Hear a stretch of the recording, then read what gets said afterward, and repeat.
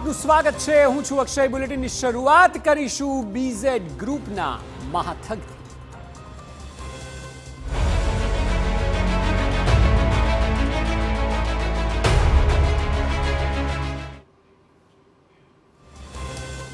તો રાજ્યભરનો ચર્ચાસ્પદ કેસનો આરોપી પહોંચ્યો છે કોર્ટની શરણે।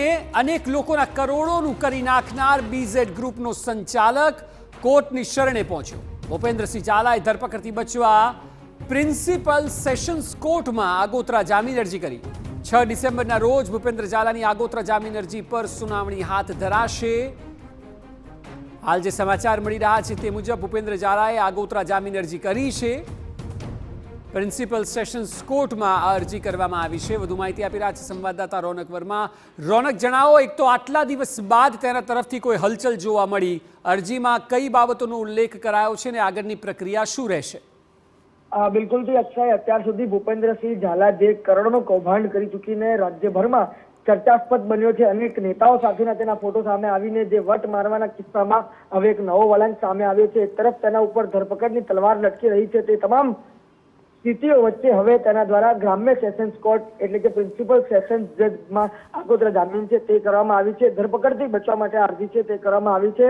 થોડીવાર પહેલા જ આ પ્રકારના જે અહેવાલો છે તે સામે આવ્યા છે અને આગામી દિવસોમાં એટલે કે 6 ડિસેમ્બરના રોજ તેની અરજી પર વિગતવાર સુનાવણી હાથ ધરાશે। પરંતુ એ વાસ્તવિકતા છે કે જ્યારે ગાંધીનગર સીઆઈડી ક્રાઇમ દ્વારા આ એક નનામી અરજી ઉપર ફરિયાદ નોંધવામાં આવી, ત્યારબાદ અનેક લોકો છે તે સામે આવ્યા છે, ત્યારે અનેક લોકો હજુ સામે આવ્યા નથી।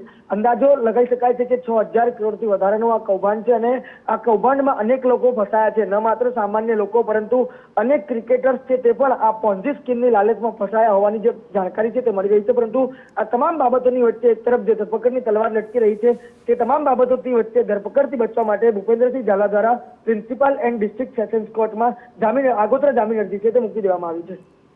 જી બિલકુલ રોનક, આભાર સમગ્ર માહિતી બદલ। તો આટલા દિવસ બાદ તેના તરફથી કોઈ હલચલ જોવા મળી અને અહીં તેને પ્રિન્સિપલ સેશન્સ કોર્ટમાં આગોતરા જામીન અરજી કરી છે। 6ઠી તારીખે તેના પર સુનાવણી હાથ ધરાશે।